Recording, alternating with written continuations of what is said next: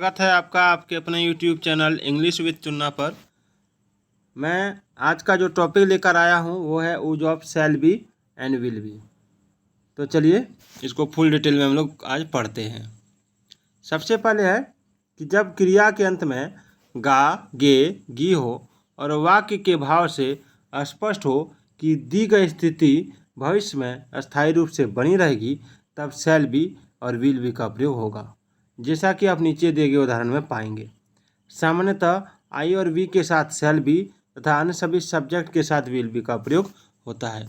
आइए हम लोग तालिका को देखते हैं। यानी जब क्रिया के अंत में गा, गे, गी रहे तो वाक्य के भाव से यह बोध होता है कि कोई भी काम भविष्य में रहेगी, बनी रहेगी, अस्थायी रहेगी, तो उसमें शैल बी और विल बी का प्रयोग करेंगे। तो चलिए, जैसे आप देख सकते हैं आई के साथ शैल बी का प्रयोग किया गया। मैं खुश रहूँगा तो आई शैल बी, हम लोग खुश रहेंगे तो वी शैल बी, तुम या आप खुश रहोगे तो यू विल बी हैप्पी, तुम लोग या आप लोग खुश रहेंगे तो यू विल बी हैप्पी। ठीक है। उसके बाद देख सकते हैं ही, सी, इट, राम, एक नाम है विल बी, इसके साथ किसका प्रयोग किया गया? Will be. यानी ही, सी, इट, राम, इसके साथ विल बी का प्रयोग होगा। ठीक है, जैसे वह और या राम खुश रहेगा। फिर आप देख सकते हैं दे विल बी हैप्पी, वे लोग खुश रहेंगे। फिर आप देख सकते हैं दी बॉयज विल बी हैप्पी, लड़के खुश रहेंगे। कहने का मतलब ये है कि आई और वी को छोड़कर सबके साथ विल बी का प्रयोग होगा।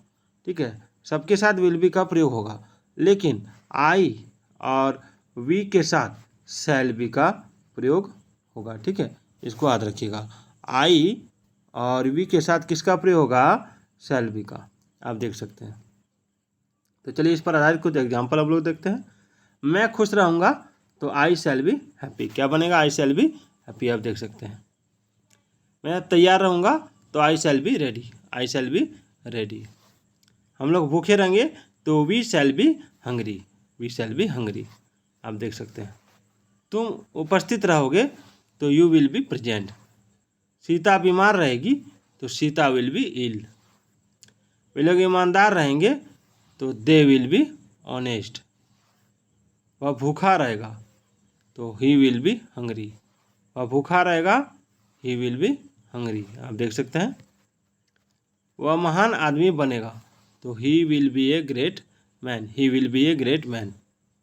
वह एक नेता होगा तो he will be a leader, हम लोग नेता बनेंगे तो वी शैल बी लीडर्स। देखिए यहाँ हम लोग नेता बनेंगे तो वी शैल बी लीडर्स, यहाँ लोग है। ठीक है, यानी एक से ज़्यादा है, हम लोग यानी एक से ज़्यादा, तो यहाँ नाउन के साथ एस का प्रयोग किया गया, लीडर में एस लगाया गया। सीता एक नर्स बनेगी तो Sita will B a nurse, Sita will B a nurse. चलिए आगे देखते हैं। नोट, यहाँ आप यह जान लें कि शैल बी, ठीक, और विल बी का प्रयोग यह दर्शाता है कि कोई स्थिति भविष्य में अस्थायी रूप से बनी रहेगी। अगर आप किसी को देखकर वेशभूषा से किसान होने का अंदाजा लगाते हैं और कहते हैं कि वह किसान होगा, ठीक है, हम लोग पूछते हैं ना वो कौन हो सकता है, तो हम लोग कहते हैं कि अरे किसान होगा, किसान होगा। ठीक है, तो यहाँ पर विल बी और शैल बी का प्रयोग नहीं करेंगे।